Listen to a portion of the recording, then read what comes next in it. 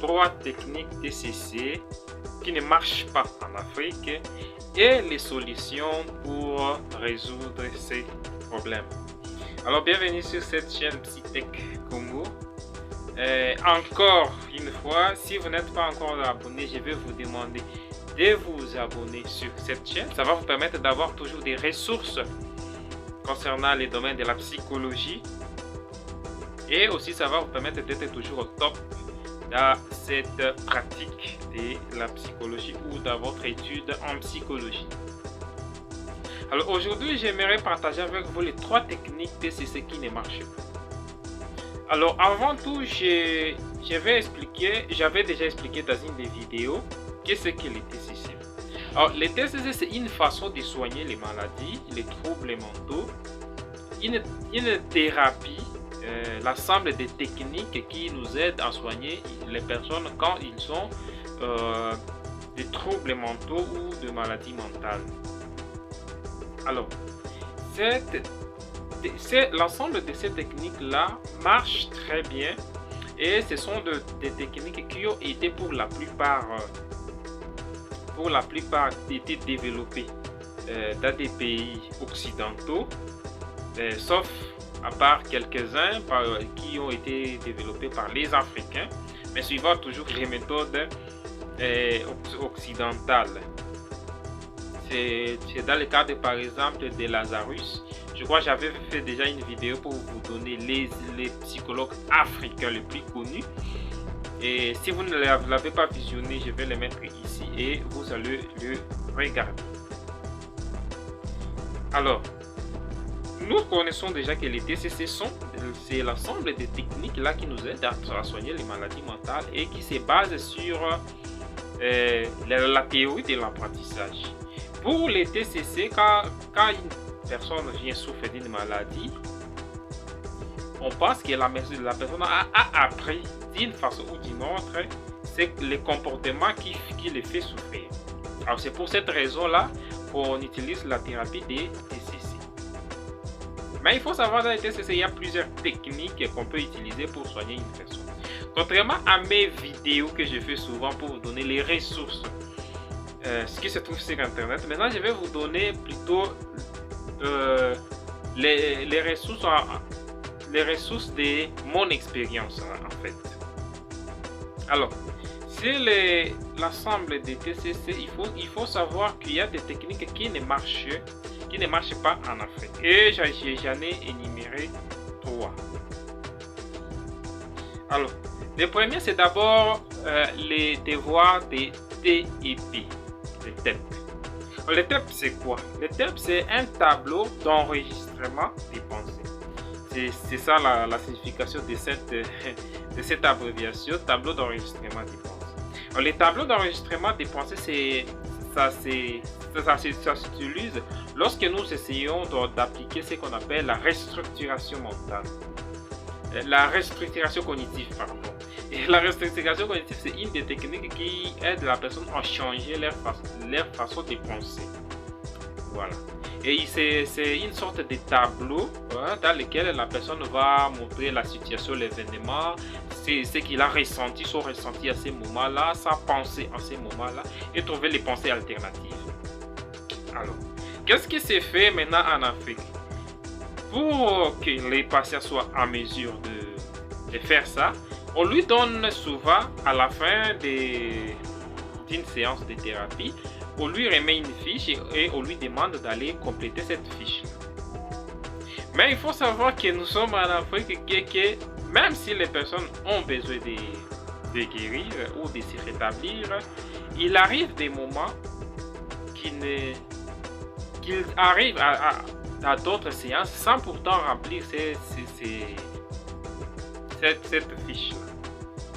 Et donc, quand la personne n'a pas rempli cette fiche-là, du coup, première fois, deuxième fois, ça vous met en retard et vous ne progressez pas dans le traitement. Cette technique-ci des tableaux d'enregistrement des pensées, ça ne marche vraiment pas en Afrique. Alors, qu'est-ce qu'il faut faire? La solution pour cette technique-là, il faut le faire en séance. Voilà. Mais prévenir les patients déjà avant que, voilà, lorsque vous aurez une situation, observez votre pensée, observez votre ressenti en ces moments-là et vous allez me les rapporter au cours de la séance prochaine. Et ça marche vraiment avec tous les patients. C'est plus facile pour eux de les faire. La deuxième technique qui ne marche pas, c'est surtout la lecture. En TCC, par exemple, lorsque on veut aider une personne, il est très clairement bien que la personne soit informée du problème qu'il a, informée de la situation dans laquelle il se trouve. Alors, pour être informé, les devoirs qu'on donne parfois aux patients, c'est en leur remettant un texte ou un livre qui parle de ces troubles-là et qui est validé scientifiquement, bien sûr. Alors, connaissant les Africains, les problèmes, c'est que lire devient un problème. Même si vous donnez une page seulement à lire, comme le devoir, eh bien, ça ne marche pas parce que la personne n'a pas vraiment, même si c'est un intellectuel, là je parle des intellectuels, des gens qui lisent, voilà, les gens qui ont étudié et tout ça. Mais même si la personne souffre et vous lui remettez un livre ou quelque chose qui explique son trouble, certains patients, je ne dis pas tous, parce que là il faut relativiser les choses. Ce n'est pas tous les patients, mais certains patients ne lisent pas. Or, la lecture va nous aider, surtout lorsqu'il s'agit de cette partie-là où on donne de l'information aux patients. Et c'est une technique qu'on appelle la psychoéducation. Dans la partie de la psychoéducation, cette devoir ici, ou cet exercice ici qu'on donne aux patients d'aller faire à la maison, d'aller lire, ça semble être difficile à réaliser.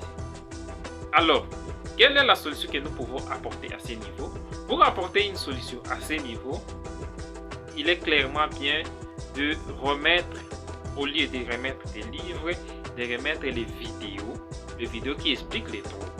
Et je pense pour trouver ces vidéos là, les vidéos qui sont, disons, plus, comment je peux dire, plus originaux, je ne sais pas, plus scientifiques, disons. Il faut bien choisir les vidéos et non pas choisir les vidéos de charlatans ou des personnes qui parlent de développement personnel. Je n'ai pas de problème avec les gens qui parlent de développement personnel, mais certains sont des charlatans et qui ne savent même rien de la psychologie, qui vous expliquent les notions de psychologie sans vraiment être trop scientifique, et ça vraiment beaucoup. Alors pour trouver ces vidéos là, j'avais déjà fait aussi des vidéos, une vidéo en particulier pour savoir les chaînes YouTube dans lesquelles vous pouvez trouver des vidéos. Alors dans la chaîne YouTube que je vous ai présentée là, je pense que je vais mettre ici et vous allez regarder les chaînes là. Vous allez choisir par rapport avec les troubles, les explications qui sont données. Les vidéos sont plus faciles pour les patients à visionner que de faire la lecture. C'est une des solutions. La troisième technique qui semble ne pas bien marcher en Afrique, c'est surtout le remplissage des tests. Vous savez, quand la plupart des temps, lorsque nous remettons les tests psychologiques bien sûr, à un patient pour remplir ça, beaucoup de patients, étant donné qu'ils ne sont pas beaucoup habitués avec ça, ils arrivent à ignorer certaines choses, à cocher en désordre ou en vague. C'est pour cette raison-là, la solution que je vais vous proposer, c'est de faire passer les tests aux patients au moment de la thérapie. Donc, ou soit au début de la thérapie. Ça sera mieux. Comme ça, les patients remplis, lorsqu'il a des lacunes, ils vous demandent directement. Au lieu de remettre aux patients les tests pour aller remplir ça à la maison, à domicile, ce qui va créer un peu de soucis et ne pas vous permettre dans votre diagnostic ou dans votre recherche d'informations. Voilà les trois techniques de la thérapie cognitivo-comportementale qui ne marchent pas assez bien en Afrique, mais nous avons des solutions bien sûr pour contrer ces difficultés là. Alors Alors, comme bonus, nous allons ajouter encore une technique qui semble ne pas trop bien marcher en Afrique. C'est surtout dans le traitement de l'insomnie. Alors, vous savez déjà bien que l'insomnie se traite beaucoup plus très bien par la psychologie que par les médicaments. Pourquoi? Parce que les médicaments, à un certain moment, semblent remettre les gens dans la dépendance à ces médicaments. Tant que vous ne prenez pas les médicaments, ça ne marche pas, vous ne dormez pas. Et la psychothérapie, les TCC d'ailleurs, ce sont des thérapies qui aident beaucoup plus mieux à sortir de l'insomnie que les médicaments.